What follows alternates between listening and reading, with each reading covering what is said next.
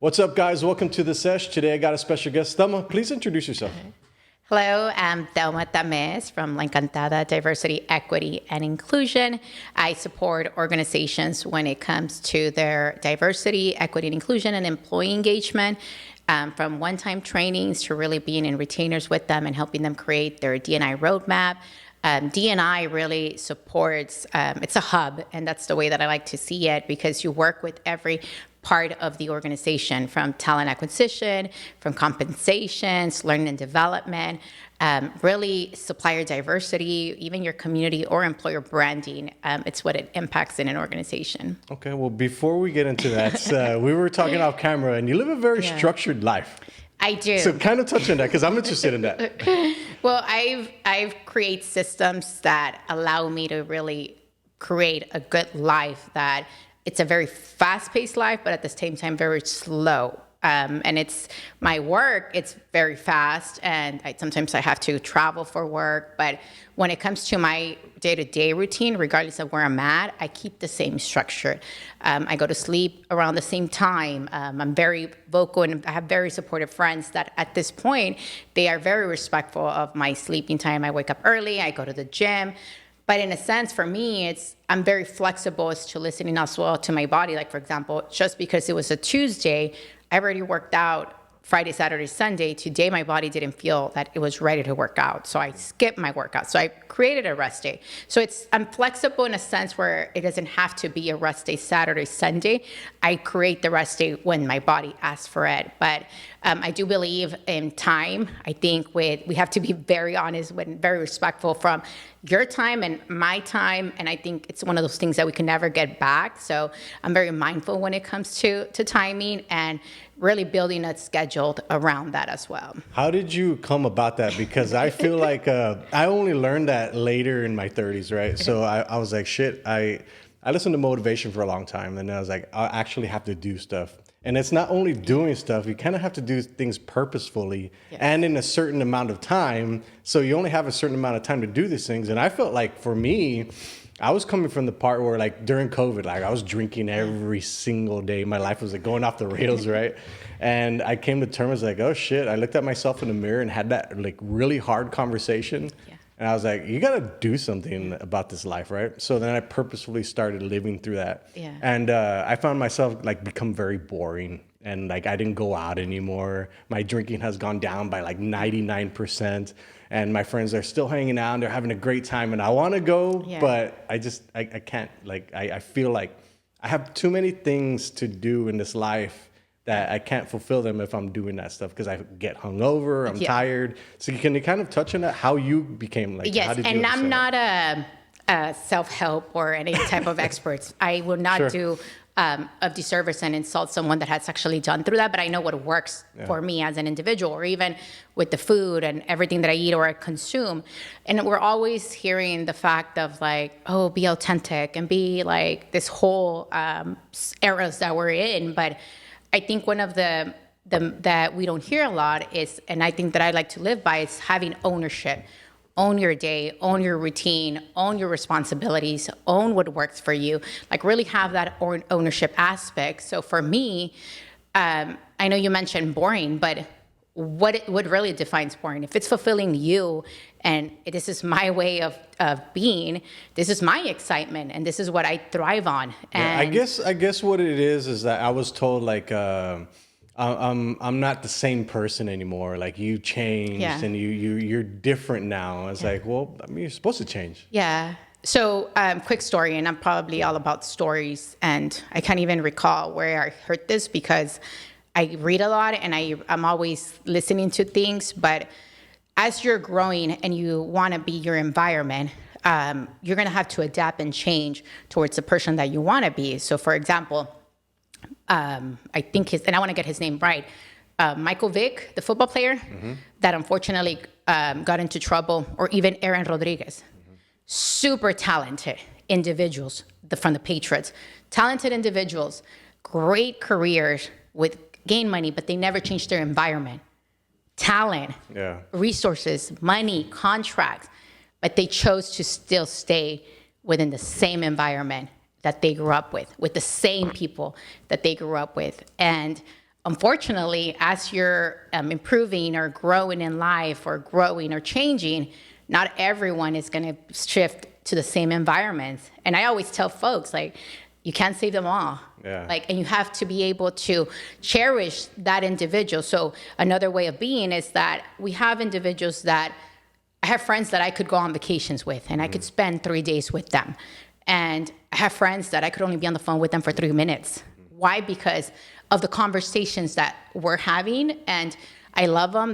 They might be from my younger generations or friends, but I can only give you 3 minutes because our conversations are not going in the same path. And it's okay because you're choosing. Doesn't mean that I don't respect you, I don't admire you, but that's and one of the phrases that I'm always gonna say is like, not my monkey, not my circus. So now if you want to be part of my circus, like, this is where I'm heading. And this is, I'll text you, hey, do you want to go on a walk at 5 p.m? It's a great day, but let's connect over that. Why do we always have to build it around like hanging out? Or let's go play tennis, or let's go work out together, or let's go do a yoga class together, versus actually building let's go out at 11 at night and getting drunk. Or not only that, you go back to, for example, and I'm going to be very honest, I love birria tacos. Birria tacos are my favorite.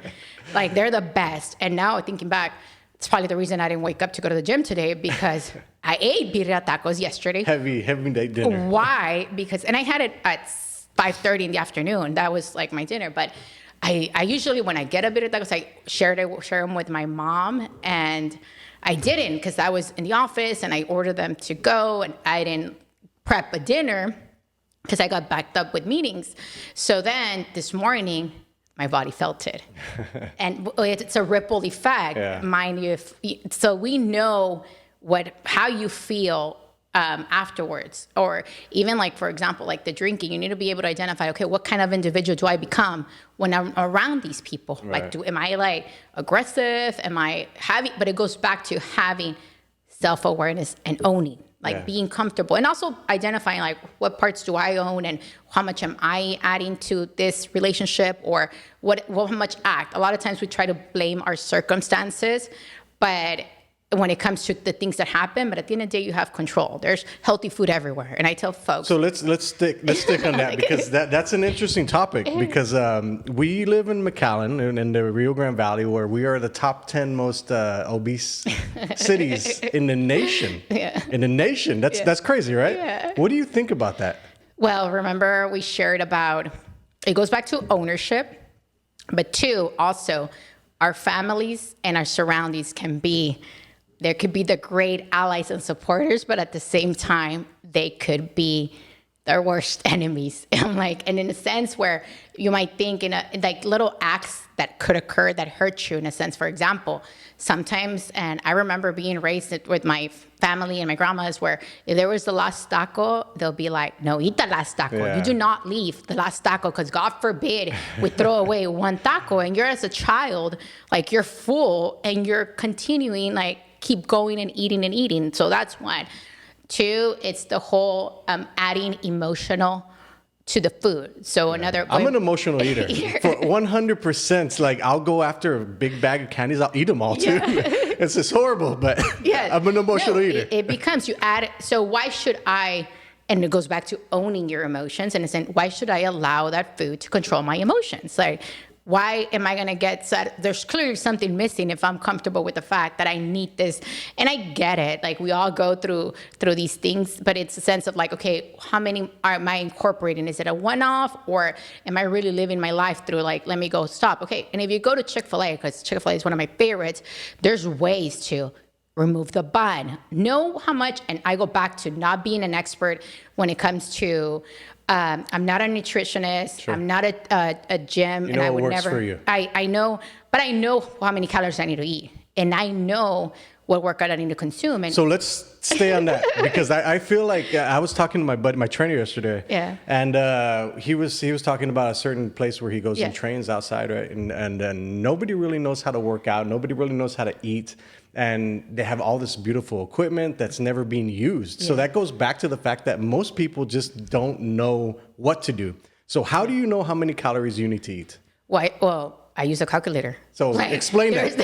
Explain that. I'm like, it's as simple, and it takes time. And I know people are doing other things, and it goes back to being comfortable with the boring. See, I will say this: your competence in knowing exactly is the same thing I know, because I struggled with obesity. I was 250 pounds. I got down to 186.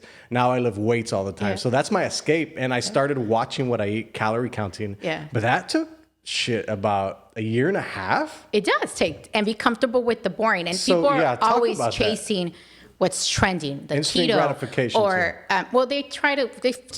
We folks are all around. We're always like chasing trends and what's new and the ketos. And if you probably Google, there's probably like thousands of different diets of like the fasting. I've tried them all. Like the fasting. Stick to your basics. Like one, know first of all where you're at, because like exactly like get in the weights and find out exactly how much you weighed and find out.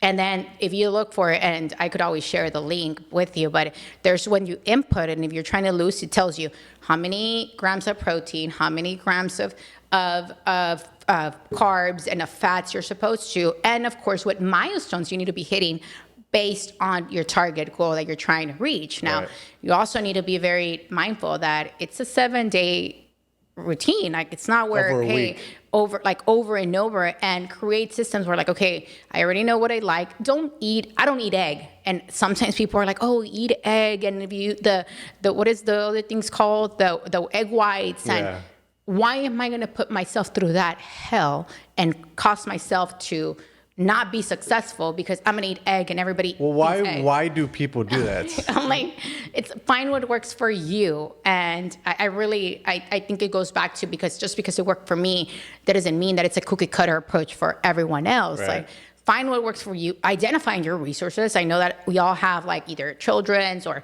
people have lives or work. Well, take your, like, is there a gym around your area? Why are you gonna go to the trendy gym that's 30 minutes away from your house when there's one 5 minutes away from you? And now every time that you're going to drive, you're going to use the excuse of like driving because you want to go to that trendy gym. Yeah. So you're adding things that are hurdles along the way that are going to cost you to not make them achievable. So and you're absolutely right, because I started like counting my calories. I started bringing my own food all the time and I found out that like fasting works for me. Like I'll fast at like 2 p.m. and then I'll eat. But it works for me because like it keeps my brain clean. Fasting is great for if you deal with Alzheimer's and dementia. Really? Yes. Oh, interesting. And I'm not a doctor. But I'm like, don't take our advice. Don't take my advice. But if you research, and I've started to, because Alzheimer's and dementia runs in my family. Like, okay, it's prevalent here in the Rio Grande Valley. Yeah. So those things, it's like fasting that apparently, like if you get to the 6th day, that's when your whole like brain's. And I saw someone that did that. But I'm not an expert, so I haven't even explored it. But I'm like, oh, that's interesting. Like, I wonder how that benefits your body and your your brain. It's interesting because the fasting has really changed my life. Like, it's helped me in a ton of ways. And I tell people that it's like, no, I can never not eat that long. It's like, just try it. Yeah. And they're like, no, I need my sugar. So that just shows you like how much people are addicted to like food. And it goes back to recently, my nephew, he runs pretty much our schedule for my family and I, but he was having like a meltdown, like any little child, 3-year-old, and he was crying. And the first thing that my mom wanted to do at that time, sweetheart, of course, like any other grandma, give him food. Yeah. And I'm like, why would you give him? So he could stop crying. I'm like, well, you're already at a 3-year-old causing that conditioning that give him food to stop the crying, to find comfort in food. Like, no, if he's not feeling okay, he wants to cry, let him cry it out. And whenever he's ready, he's going to come back to us, and let him, like, he probably is having a moment, and like, he'll come back. It's normal. Yeah. Like, we want to like comfort them with food, or we do that too. And another thing, it's like some folks, we drink and then you don't add those calories into your intake. Yeah. If at the end of the day, if you have a 2,000 calorie intake, if you're drinking a 12-pack, you're drinking like what? How many calories? Well, yeah, like even just a prosecco, it's 100 calories. Yeah. So if you are, and that's one of the things that when I was learning how to eat, if I was gonna have a carreta like with tequila, that's about 80 to 90 calories. So if I'm gonna have 3, you subtract that from what you're gonna consume all day to make sure that when you're gonna go out, this is your budget. Like, you could only have these because you only allocated for that amount. Right. So it's really finding those plans and working around it. But then again, I'm not a nutritionist and I'm not It works for you. Don't ever take advice from us at all, okay? Don't call me later. I'm like, you're wrong. I can have like 20 caretas. Yes. So let's jump into the employment, the industry. It's a very interesting part because I work with a lot of business owners, right? And a lot of them talk about that they can't find good employees. They don't want to stay the long term, and they're miserable, and nobody wants to work. What do you see on your end? So that I hear that all the time, and folks are always saying that I can't find talent, or they're always having to struggle because people don't want to work. And I'm like, well, maybe people don't want to work for like someone that's like a bad boss. Okay, let's touch on that. Goes because back to ownership. Yeah, let's touch on that specifically, because I feel, and I get a lot of heat for this, that I'd say that most businesses just aren't good. Am I wrong for saying that? Most businesses are not good, or like okay, for example, 10 to 12 million businesses will close every year, right? And maybe some of them just aren't good enough businesses, because if you think about it, it always falls back to the business owner, and the business owner is human, right? So they have human tendencies, and whatever it is, right? It gets into the business. Yeah. So that reason, there aren't great people in the world. There are shitty people in the world. There are great people in the world. There's good, there's a little bit of both. So I feel like the businesses also fall into that category. Is there any agreement to that? Yes. And a lot of the time is because, just because it goes, I'm going to give myself as an example, just because I know how to count calories. And I could probably have you go to the gym and we could probably figure it out. And that does not make me like, let me go open up a gym and let me open up a food calorie and food intake, just because now I feel like it's what my expertise are at. And let me go sell these expertise that are trending, and I see that everybody wants to lose weight, and I could probably jump on that bandwagon. But it's not what I do, and it's not my profession, it's not my passion, it's not what I truly am an expert at. So I feel like a lot of times we go into something that it's really not the right fit for us, or we're not the experts at. Or another time is that your employees are telling you and you're not listening.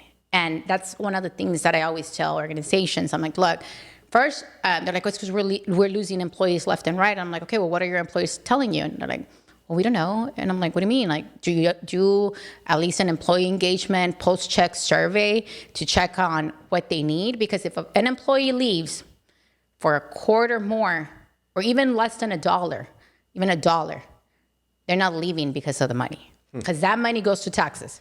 If you're leaving, if you're job hopping for a quarter, you're not going to see that. It's not going to impact your paycheck. I would argue that most younger employees don't really care. No, like they don't even know about it. Like they don't care about taxes. They know they're going to get some money back in the end. So like leaving for a quarter or $1 more is enticing for them, I would say. Yeah. Well, they leave because of the culture. Okay. Or a lot of times we're like, you know what, I'm not invested or loyal to the organization. I'm not engaged towards the organization, that I'd rather go somewhere else. Because if you are respected, you're engaged, there's development, they allow you to do community outreach, you feel that, one of the things that I tell individuals and organizations, I'm like, look, we build our lives in our workplace. We spend 1/3 of our life in the workplace environment. 40 hours a week at the minimum. We're talking about 160 a month. You don't even spend 160 hours with your family. Yeah. You don't. So the impact that you have in your workplace, so let's just say you're my boss or I'm your boss, and I yell at you, and you're having a bad day, and you're just dealing with a negative leader. You go into the community, and I always give this metaphor, like you go into the community, you're at the stoplight, and as soon as it turns green, you're that person honking. Yeah. It's like, why? What difference is it going to make in your life or my life, that 2 seconds?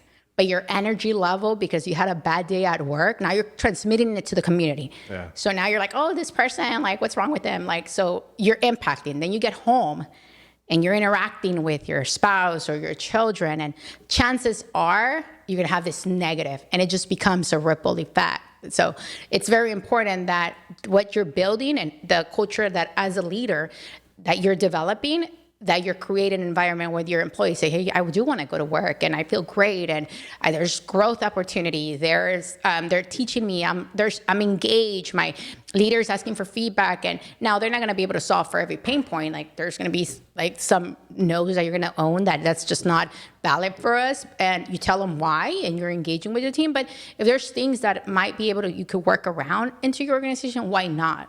Why not adapt to them? Yeah, I feel like a lot of business owners are like at the head of the thing, at the head of the helm, and they're like, well, what is an employee going to tell me that I don't already know? And do you come across that a lot? Well, some leaders are like that. In that sense, there's different type of leaders in a sense. The smart ones usually say, hey, I hire the best talent, let them do and get their recommendations, and I listen to them and I get out of the way. Ultimately, you build and develop that team. But there's going to be challenges, and sometimes you have to work with the leader. Like it starts from the top. So you can't be expecting it. And some folks say, hey, this is how I run my ship. And well, good luck. You're going to have, probably chances are you're going to be really like losing and spending money on attrition and trying to retain your employees. Yeah. And the time and the funds that it takes you to train someone, to hire, the investment, whether you're using a third-party agency or you're having your HR team and your talent and acquisition recruit, to training. Now it takes at least like 3 to 6 months for an employee to really be fully onboarded, to be actually functional, at full or invested. But then if you're losing them, it's like, okay, well, let's start again and invest in that. Yeah, and there's another, I'm not going to say that I'm an expert or a calculator that goes back to, I don't know the exact math, but there's actually a calculator there that I use in a sense, like, for example, if the employee earns $75,000, anytime that you lose them, it's about 1.5 of the cost of having to hire someone. And I say, this is research that I've done. There's a lot of larger, more organizations that I gathered in, things like SHRM, McKinsey, them that have these tools available for us that, hey, well, if you lose someone that's at the annual rate of this is how much you're investing in having to retain and hire. Interesting. Yeah. Okay, so let's stay on the subject of leadership. What are the top 3 skills that a leader needs? 3, resourceful. I believe like any leader that's resourceful, because they're always going to find ways. For me, is the growth, for them to be very growth mindset thinking, in a sense that this is where we're going, and not just because we did it the same way in the past 10 years, we're going to continue. And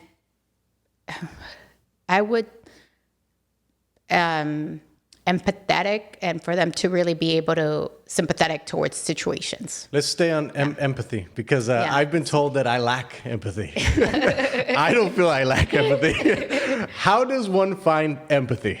Well, it's really one, knowing your team and then building relationships with them.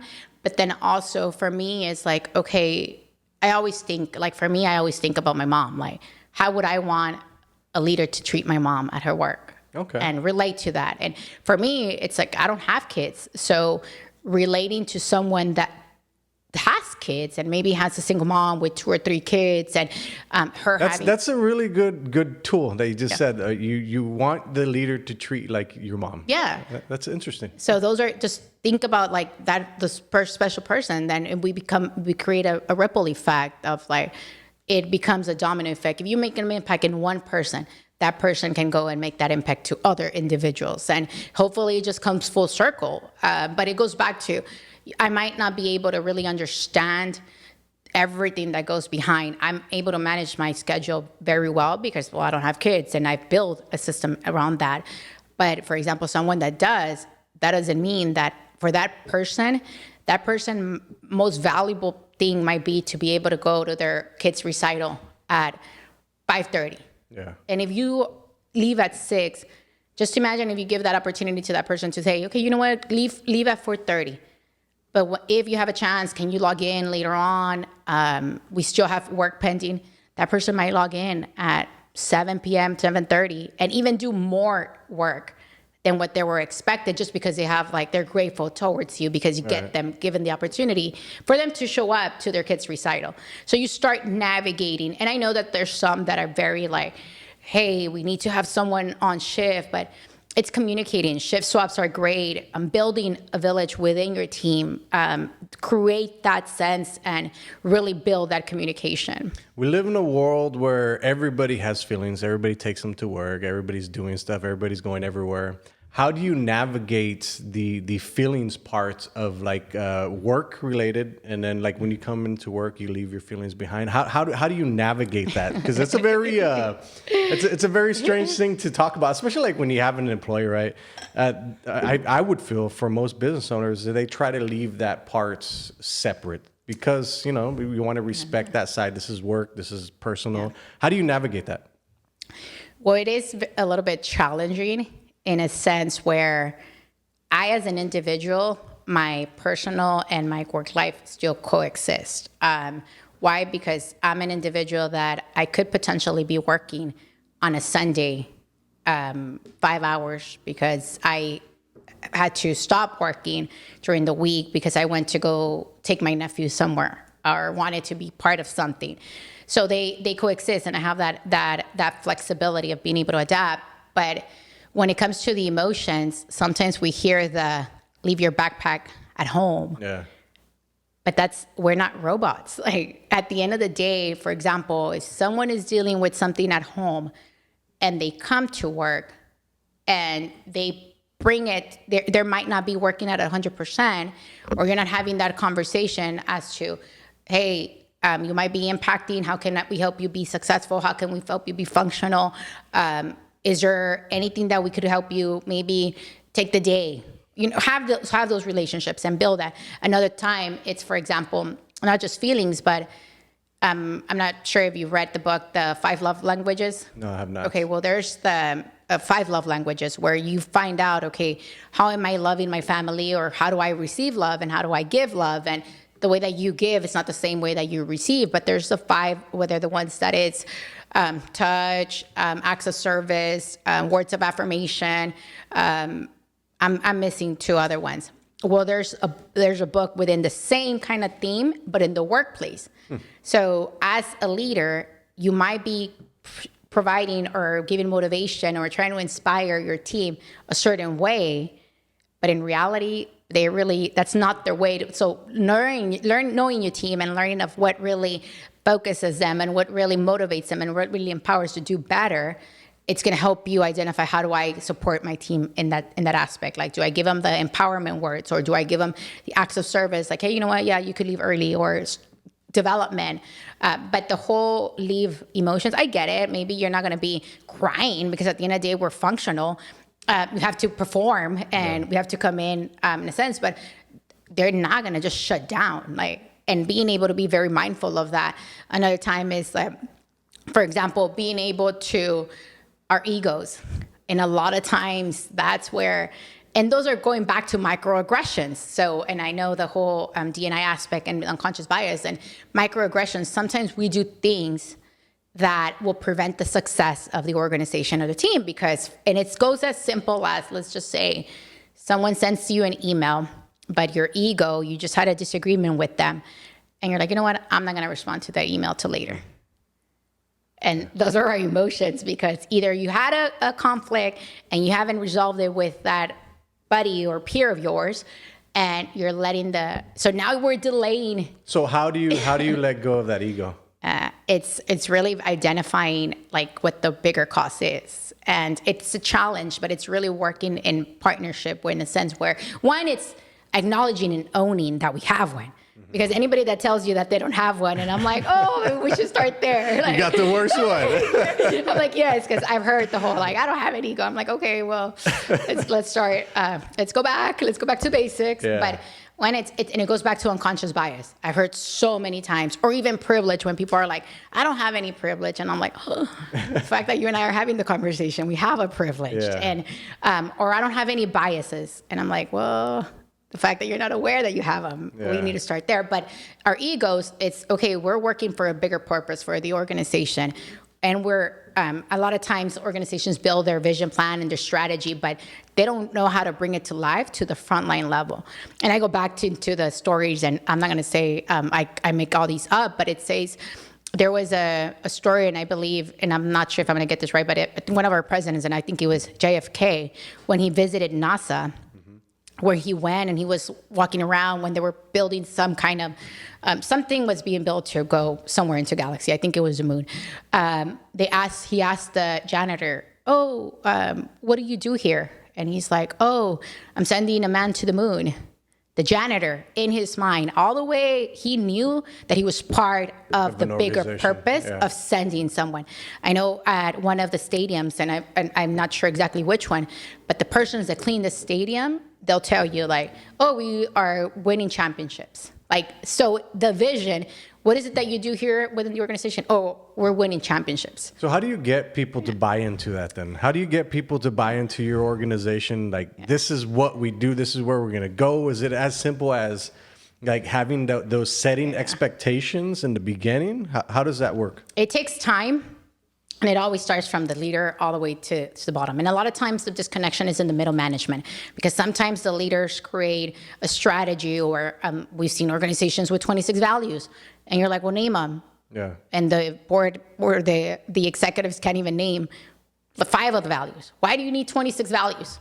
Like, stick to what your organization truly does. And it doesn't say like, and hire people that fit those values that showcase. And I know that sometimes you're like, you don't want to like do a culture fit in a sense where like you're just going to hire someone that looks exactly or works exactly. No, but I hire based on the values. Like, this is what our organization represents.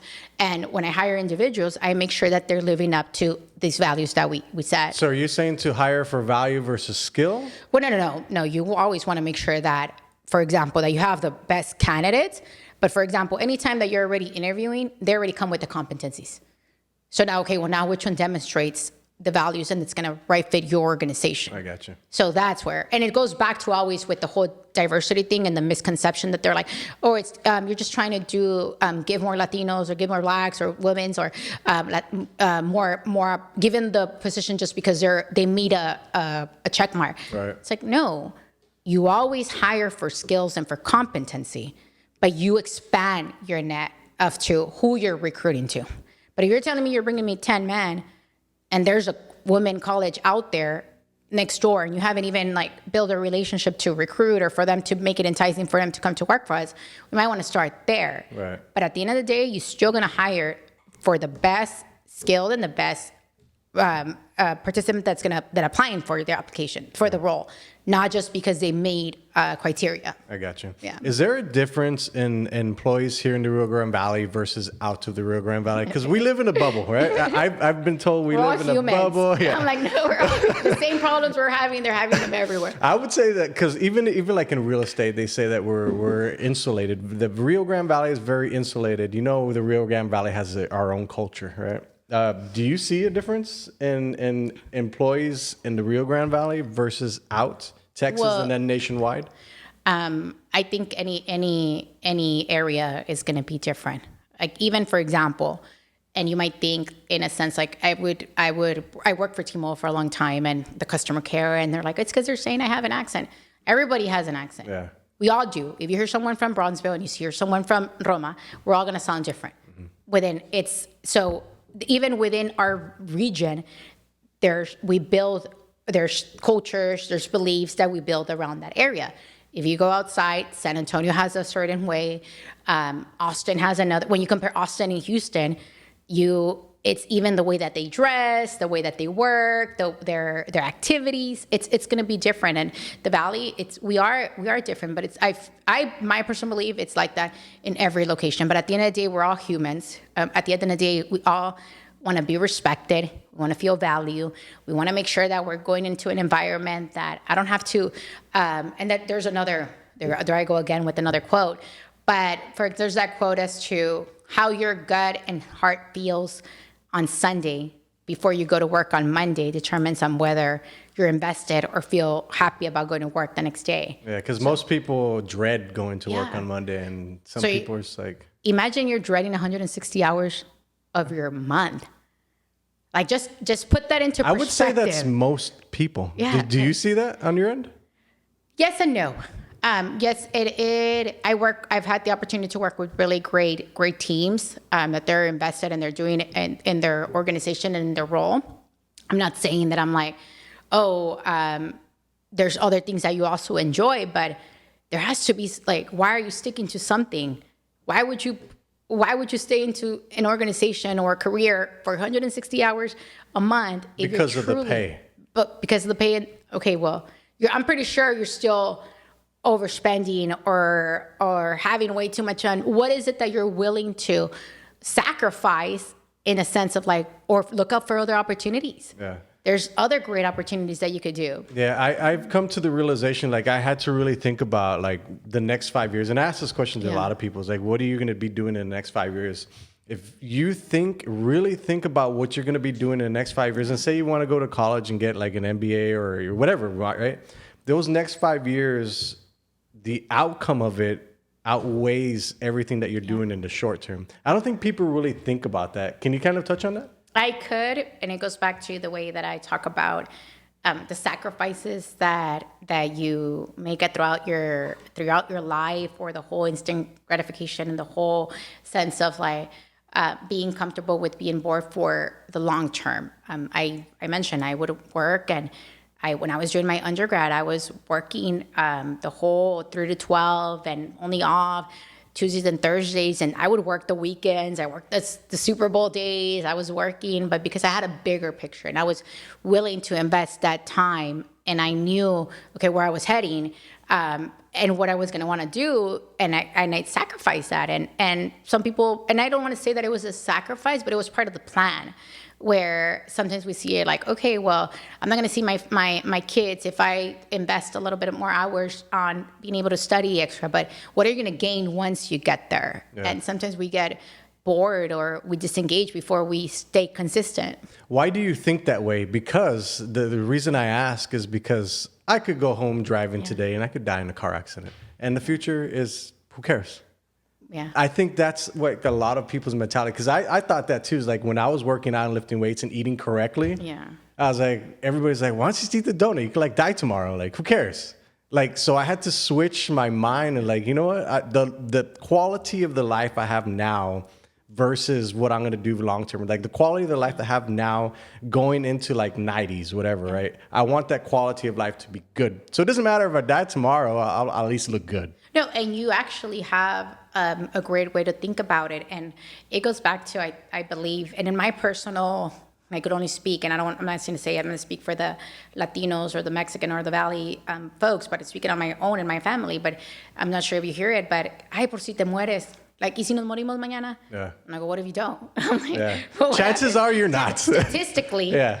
Statistically, and let's talk numbers. And I would go back to I'm a numbers person, but what percentage of your family members did die before 40? Yeah, not very many. Or before 50? Yeah.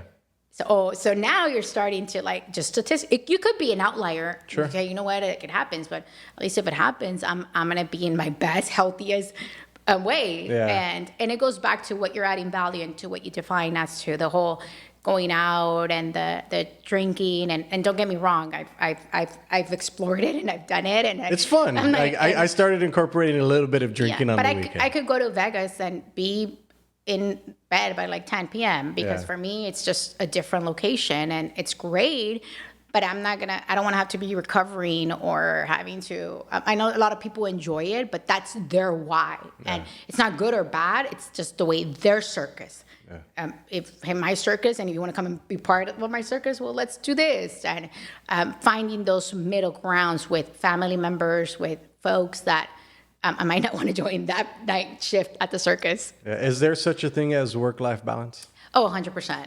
So explain that. Yes. And I go back to, I'm like, it's stop trying to put it into one box of what it's supposed to look like. I get more anxiety if I were to go on a trip and completely disconnect for 3 days, because my inbox is going to come back and I'm already anticipating what's pending, like what's in my inbox or what I have to respond.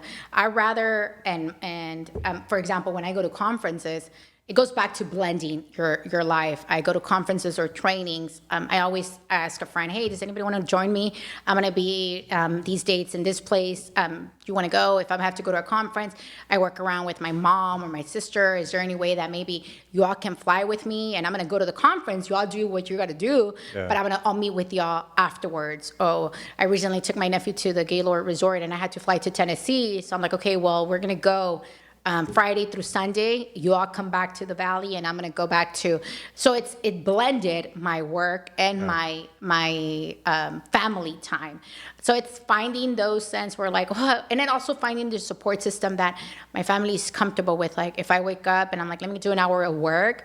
Or I'm going to go to the office on Sunday. I'll see you all at 5, like even for Super Bowl. I'm like, okay, well, I'm going to see you all at 5 because I'm going to go I do my recordings for my videos. I do them on Sunday. It's the day that works for me. And we balance around that. So. Yeah. You touched on something interesting, conferences. Ongoing education, I find fascinating. Like, I can't find mentors anywhere. It's very hard for me to find mentors, and I reach out to a lot of people. A lot of them simply just don't have time. So with AI, I just like replicated them. But also, on the other end, is I'm always trying to find conferences to go to learn from people, because there is nothing better than spending $500 or $1,000 on a 3-day, 2-day conference where they teach you all of their accumulated knowledge over the past 20 years. Can you kind of touch on that? Because I don't think people really understand the power of that. For me, personally, I'm not going to have enough time to make every mistake.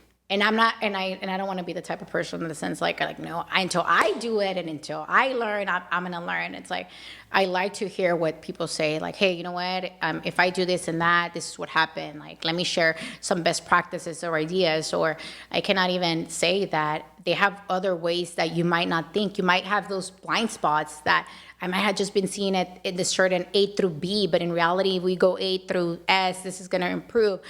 For me, there's so many great resources. And if you don't have the $1,000 or the travel, or you're not in a company that gives you the opportunity to gain that, online, we have the online YouTube University. Yes. I'm a straight A student at YouTube University. Now, always check your resources. Of course. And because sometimes we hear things and I'm like, oh, someone said, like, I'm going to. Yeah, but there's only a very few people that I follow on YouTube. I scoured through a lot of them to make sure that they were the top people to learn from. And I feel like you at least need to have like 5 mentors that are talking about like finances, wealth, health, love, stuff like that, right? And be comfortable with being a student. I think sometimes we try to be an expert at everything, and we think that be comfortable with the fact that you want to be able to hear from others, like what has worked and what hasn't. And not just because it worked in that industry. You can't just imply the cookie cutter approach and put it in another region or industry, or it's just not that easy. It's not that easy. But the constant learning for me and my friends were like, they always tell, I'm at the Stairmaster and I'm with the bug, but I always have a book with me. I'm always reading, listening to a podcast, and some of them I don't connect, and some of them I don't relate, and I'm like, that isn't. You just need that little golden nugget. That one little golden nugget will do wonders. Yes, and you just explore, and I always challenge people because they're like, oh, well, we don't have enough time in the day, and the reason that I say this is because I did it as myself. I checked how much time I was investing in social media on my phone, and your phone can tell you. So I'm not a master. Just find out. They're like, what do you mean? I'm like, go to your screen time and find out how much you're investing on Instagram and on Facebook and on all these social media. And I'm like, based on the facts. I'm like, look, you don't have to lie to me, but go to the facts. Yeah. And you start finding that, and you realize like, oh, I was investing at a minimum 20 hours in a week. Wow. What can you do with 20 hours in a week? Like what else can you actually be doing? You can learn a whole new skill. A whole new skill. You could be listening, or even just learning how to interact with different generations, or there's tips for everything. Yeah, I don't think people understand that there's people that consume social media and there's people that use social media. Like, for example, I use social media all the time. I'm always posting something. Yeah. And people are like, you're on social media all the time. I was like, no, I'm really never on social media. I just pop on there and then do whatever I'm going to do, and then I'm out. And I'll check it later. Not scrolling unintentionally. Because sometimes I will sit there like on the weekend just scrolling. And I was like, oh, shit, like close that. Like close it as fast as you can. So it's a very interesting thing how social media is made to be able to hook you in and keep you there. Yeah, and it's it's the whole, and it goes back to like, it just keeps you, and it's going back into you're already on cruise control when you're on the app. Because sometimes I've done that, and it's one thing that I'm trying to get better at, that sometimes I just open it just to see, but it's a back to like just be doing it on cruise control. It's like I told you, I stopped drinking Celsius because I think I was just drinking Celsius for the past 15 years out of habit, just because it was part of my routine. I would add it to my grocery list. I was just automatically and automate when it came to that. Yeah. So we do that. It's just a tick that we're like, okay, let me scroll. Oh, when we're driving, that's another one that I'm always super scared. But you know, like those are things that it's like, did you really need to check? Like, can you just wait? That's how addicting it is. Yes. It's crazy. It's interesting. Let me share with you something. So this is a timeline of life, right? Okay. And 0 to 100. Let's just assume that I will live to 100, right? So I'm out to 42, done, right? So this is what I got left. Hopefully, I will get to live as old as my grandpa, which is 93. Maybe not, maybe 90. So take that. This is all the time that I have left in this world. Yeah. And I would say at least to 65 years old, which is about there, is when I will be a competent male that will give back to the workforce, give back to life, give back to my family. And after that, it'll start slowing down. Yeah. So this is all the time that I have left to have a meaningful impact on the world that I have. How do you view time? For me, time is extremely valuable. And it goes back to being on time. For me is really identifying, like even like being comfortable with like, if you're going to rest, this is my rest time, and really cherish it. And I go back to sometimes my mom, she's like, oh, do you want to go see your nephew? And depending on how I'm feeling or how my work has been, or I had to tell her once, I was like, oh no, I'm scheduled to see him on a Tuesday, and probably it was on a Friday, Saturday. And she's like, well, you don't want to see him today? And I'm like, I would love to see him today, but if I see him today, I'm not going to give him the best of me because I'm tired. Yeah. And I need to recover and rest today. I'm already scheduled to see him on Tuesday, and I'm already prepared mentally, and I'm going to give him my best at that point. And when it comes to time, you want to be very mindful of like, I'm not just going to go to somewhere just because I'm going to go, or be comfortable with owning the no. And I go back to owning anything that you do, from the food that you eat, from the events that you go. Don't just go if it doesn't relate to you, like, or because you're friends. And I'm like, well, how is that going to relate to me? Can I just take, like, I'm going to sit this one down and we'll regroup and see others, because that's something that we cannot gain back. Once it's gone, it's gone. Yeah, it's interesting because I feel like a lot of people have told me like I'm super selfish, like with time, and I feel like I have to be. Like, is being selfish a bad thing? I don't think it's selfish. Unfortunately, we just have a bad connection as to how much you value the time, and be intentional of like, when I'm with you, I want to make sure that I'm providing you my best, and this is the time that we have available. I don't want you to come and you're not your best either, or it's going to create more stress in your schedule because you made the decision to come visit me today. Yeah. Versus we could have been comfortable with like jumping on a call or jumping on a FaceTime or a Zoom, and not adding more stress to us. Yeah. So it's being able to be comfortable. I think selfish, it's like selfish and like in a sense of like greedy, like in that aspect. But if you're being transparent, you're setting your expectations, you're owning your day. At the same time, it's both ways. You're being respectful of each other. Yeah. But a lot of times, and I'm going to go back to having crucial conversations, because it's, for example, when it comes to the whole religion and politics, how many times do we hear we've been trained and conditioned not to have religion conversations and politics conversations. And we're like, well, why not? I'm like, well, we haven't been developed to have crucial conversations with one another. And it goes back to, like, for example, the inclusion part in the DE&I aspect that I do. It's like, well, whatever gives you peace of mind at night and helps you go to sleep, and whoever you want to pray to, that's on you. And that doesn't mean that I can't respect you and value you and see the great things that you have as an individual. And the reason that I say that is because two of my greatest friends, one is into religions, one is not, and they're very comfortable because I always share these stories when I say it. And I'm like, we have conversations, we interact, we support each other, we're there for like each other when like things go bad. but we all have different political views and we all have religion views, and be comfortable with being with someone it's not the same as you. Yeah, I feel like most people don't take the time to have conversations or even go further to think about what they want to talk about and converse about. Because if you really think about it, like if you sit down with your friends and you have actual conversations about life, your life will only get better. Yeah, and not only just your friends, but people that are not the same as you. Like being able to see it into others' perspective. And sometimes it's like when I work with organizations, they're like, it's because I have leader A not communicating with the front line and they're different generations.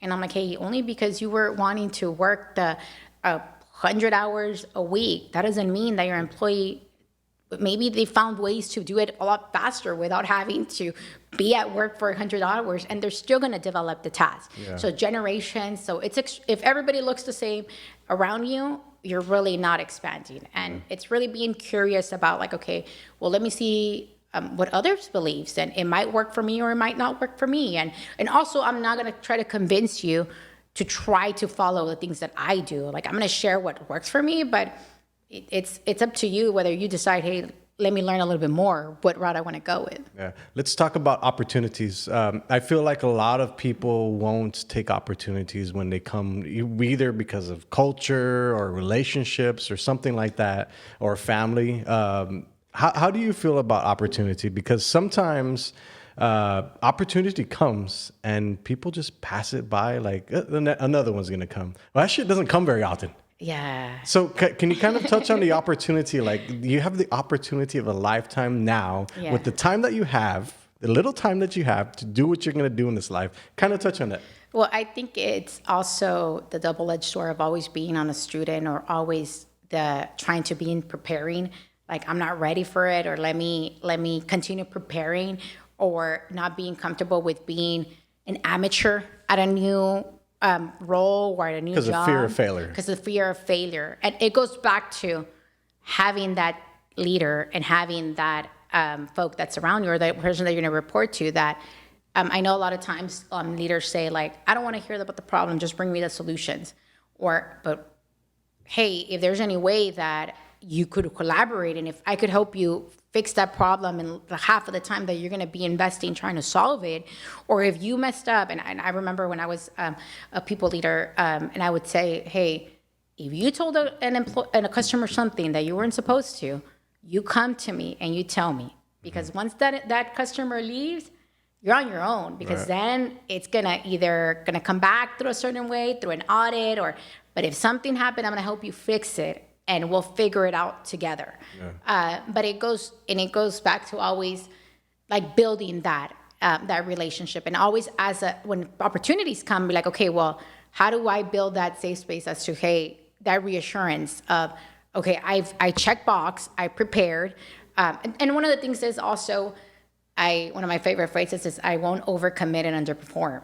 So I'm also not gonna like hype up myself to a sense like, yeah, I could be a trainer, and I go build a whole team, and I'm like, and then underperform. Also it goes back to owning your competencies and your skills and what you're great at and what you do know well, and going after that. Yeah, I feel like a lot of like entrepreneurs and business people have like a shiny object syndrome. Like they've had success in one thing. It's like, I can do all these other things too. And then they fail miserably. Like, I've done it before. Yeah. Like I've done multiple projects. It's like, shit, maybe I shouldn't have done that, because there's just not enough time in the world. Yeah. Like, at all. You can't invest in this stuff. And you might be able to try it, but as a hobby, you know what? Like, just because I'm great at doing something that I use as self-care or like mental, that doesn't mean that I want to do it as for work or my functional my functional task. Yeah, let's talk about AI in the workplace. I've been taking some emerging technology classes from UTRGV, and one of the things I'm learning in that is that in the next 10 years, probably 5, we'll have a manager in the box that will be helping your whole business function, where you just have to work on the business strategies only. And this whole manager in the box is going to do everything for you. It's going to get rid of your employees. And the reason I want to talk about this is because Facebook 2 years ago got rid of 20,000 employees. LinkedIn got rid of 10,000. Citibank's getting rid of 10,000. The emergence of AI in businesses today is growing at a rapid speed. It's kind of mind-boggling, but it gives hope to like business owners like me that want to build like $100 million business with a very small team. What are your thoughts on that? I think AI is a great tool and resource, but it's, for example, I know a lot of folks are scared of AI or the jobs that are going to be lost. I'm like, look, at the end of the day, it's a resource. Like, just Google. When Google came out, it was, I'm sure there was all this fear, but we all have access to Google. That doesn't mean we're all using it at the same time. If you don't have the work ethic, if you don't have the follow through, if you don't commit, if you get distracted with another new shiny, there's not going to be consistent on anything that you do. So for example, just like you mentioned, all these layoffs, I challenge you, go to LinkedIn. How many open roles are available? Thousands, even just in the DE&I space. And I know that's because DE&I has gotten a backlash, but there's probably at least 10,000 remotely. Wow. So, there's always going to be this, if you want to blame it on the environment, well, there's all these jobs being lost in the economy, but you're really not putting like your work and doing the consistency and staying on track to what you do. You're blaming the circumstances, and there's ways. AI is going to help you, and it's going to be very, very beneficial. But at the end of the day, if someone's going to take your job, it's the person that's using the AI, not the AI. I 100% agree with you. Before we finish off the podcast, going into the future, what are the top skills that people need to have going into the workplace for the next 5 and 10 years? That one's an interesting one. And I cannot say, for me, it's being resourceful. Why? Because whenever you have an individual that it's not going to just like drown when a cup is getting filled, or when things are going to be throwing left and right, or for them to figure out ways to adapt and be flexible with the change. That's things that I value. For me, it's the competencies of being able to have the follow through. Those are things that I look into. And then of course, someone that is going to be not just loyal to the brand in a sense, but always making sure that they're doing the right thing. You really cannot outbeat doing the right thing. And to add on to that, I would feel like even the soft skills, like the conversation skills that we're having now, is like most people don't have that. Oh, well, most people don't know how to have conversations. So give them some tips right now. Like, what are some practical tips that somebody can take home after they read this or listen to this? What practical skills can they have? Yeah, well, and we see it all the time where you see these personas online, but then you see them on out events, and it's like, whenever you see them, like when you interact, you're like, well, hold on, like, or they're not able to just have like, it's okay, like, no one, we don't have to document, like, let's just have lunch, like, let's just relax. And it goes back to really finding what really connects with the other person. I would really challenge individuals, read. I'm a big reader. That's what helps me. Read, listening to podcasts. You can't go bad with. There's a lot of experts in that aspect. Gather insights. Listen from sports. Become well versed not just in one thing, but find different topics. Awesome. Always stay learning. Yeah, always be learning. All right, guys. I'd like to thank you all coming on to the Sesh. We'll see y'all next time. Bye. Thank you. Thank you.